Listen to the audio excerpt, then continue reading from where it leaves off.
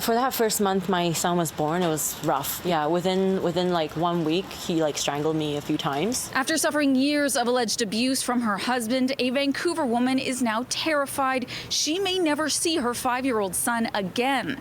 And a warning, the images in this story are graphic. I just keep thinking like, oh my God, like if my child stays in Taiwan, like what is he gonna become?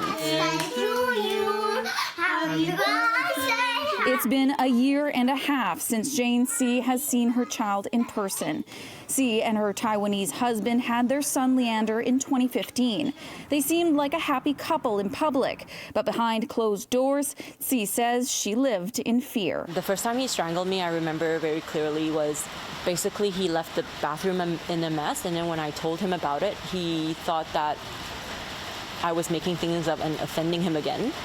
He got very flushed and then said, "It's not true," and then just like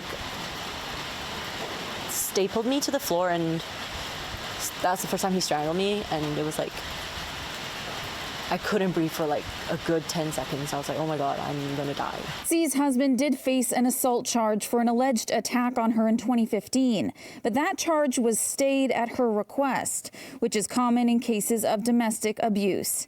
Angela McDougall is with the Battered Women's Support Society. She says C's situation is all too familiar and says people will often stay in abusive relationships believing the best course of action is to try and keep the family together. The reasons why women stay in abusive relationships is so that their children can have a father and to kind of maintain the idea of a nuclear family. For years, C continued to live with the abuse. As time passed, she says her husband would often take their son to his home country of Taiwan to visit his family there. So when he told his wife they would be going again in 2020, C didn't think much of it. I never even thought of the fact that he might keep baby there, and then COVID happened. The chaos of the pandemic convinced C to allow her son to stay in Taiwan with his father, waiting for things to cool down. But months after the father and son arrived, C received a shocking letter. The first document I opened, it was saying like, this is granting my son citizenship. And then I proceed to read it, and it's like, oh, you are being sued for divorce in a Taiwanese court.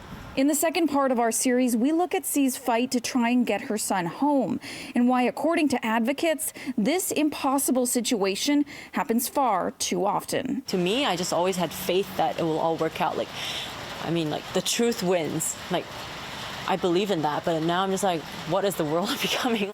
Ashley Burr, City News.